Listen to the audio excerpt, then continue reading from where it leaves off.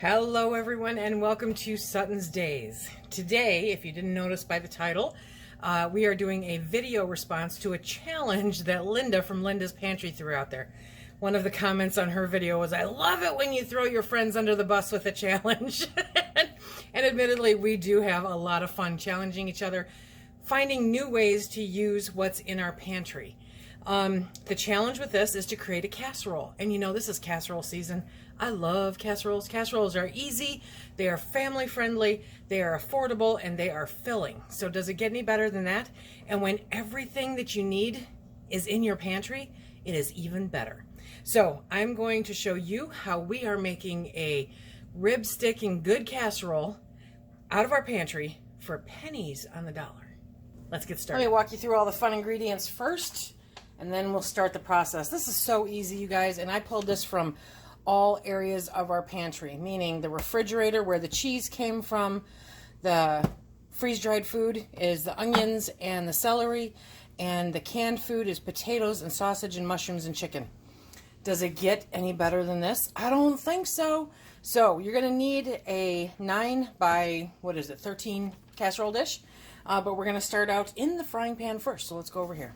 So we are going to start out with the fry pan, which I've got heating up, and my jar of canned ground sausage. Okay, that's what it looks like. People always say, "But Lisa, does the fat go rancid?" Well, you know, I don't keep it for much more than a year. It doesn't last that long, and I have not had a problem. But I do par cook it, so that's with par cooking it. That's how much fat is left in sausage. Okay. But for this recipe, you want to get it out of the jar and you want to get it into the frying pan and brown it up. You want to crisp it up. And while you're doing that, you're going to add the celery and the onions to it. Okay, there we go. So you're going to add some celery. Now with the Thrive celery, like I've said before, it does not get crunchy again. That's not the way it works. So what I do is I just break it up when I put it in there. You're adding it for flavoring, not for crunch, okay? And then for the onions, same deal.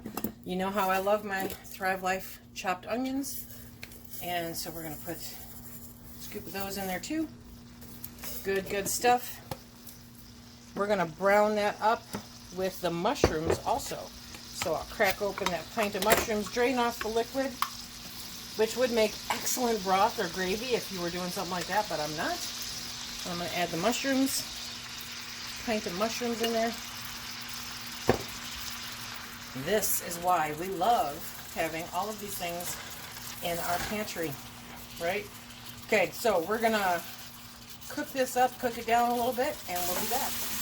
Okay, we're not going to cook this down a whole lot. We're just going to brown it up a little bit. If you're using fresh sausage, then you brown it up until it's brown, you know, you cook it. Okay, because then we're going to add in the cream cheese. Okay, so we're going to put that cream cheese in there. And we're going to work that into the sausage and the onions and the mushrooms. Just break it up, work it in there. Going to turn down that heat a little bit. We don't want it to scorch. We just want it to incorporate, okay? So that we've got a really great creamy mixture. You can also do half of this as sour cream if you want. I kind of want the cream cheese though. Not gonna lie, I want the cream cheese. Okay. So once this works in a little bit, then we're going to add in the chicken. Say what? Yeah, you heard me right. Okay, so we've got this in there now. Cream cheese is melting beautifully. Okay, that's like a meal in and of itself. Okay, let me get the chicken. Now I'm going to add the chicken. Jar of beautiful chicken. And proportionately, you probably could add a whole nother pint of chicken, but you know, there's only 2 of us. This is going to be leftovers for days anyway, so I figure one's enough. Definitely check out below for the original recipe and see how you can adapt it for yourself. Recipes are suggestions. Okay. Okay, so we're going to let that cook up a little bit more. Let that cream cheese incorporate a little bit more. Does that just look amazing? So while that's heating up, let's spin you around and start getting the baking dish. So now we have our baking dish. We're going to put a nice coating of grease on that. You can spray it, you can wipe it on, you can do whatever you want to do.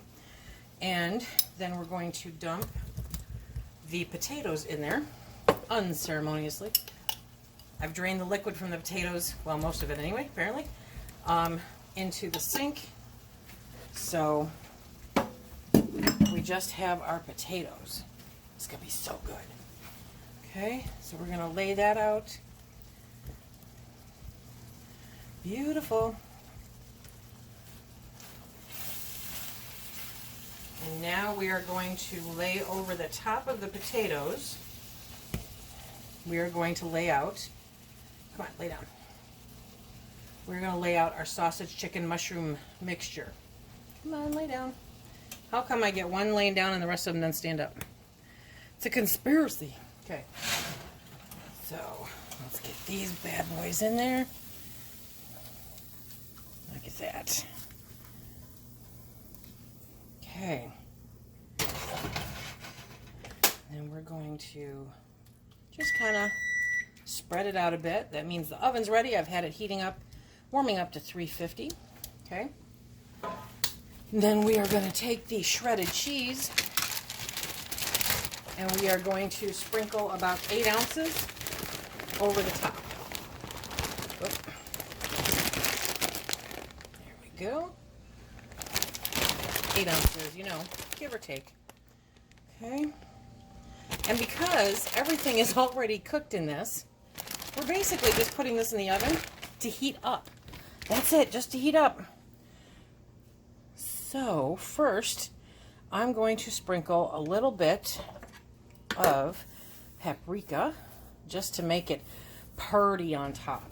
Okay, so what was handy was some Spanish paprika, so that is what is going on top.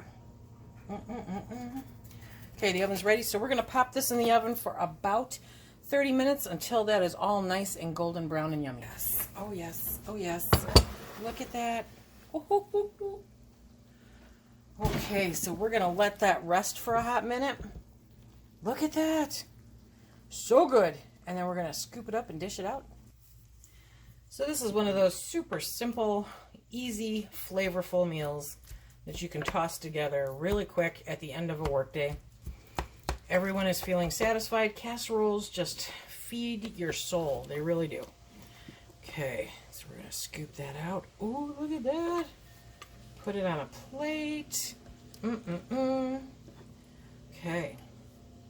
And now we're going to get Phil over here. Well, I let it sit for a little bit, so it's worth a try. Go ahead.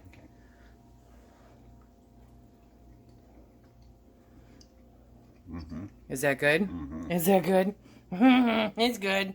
Yep, it got the Phil seal of approval. Very good. Okay, good. So he's going back in. He's diving back in. Dive. It's really good.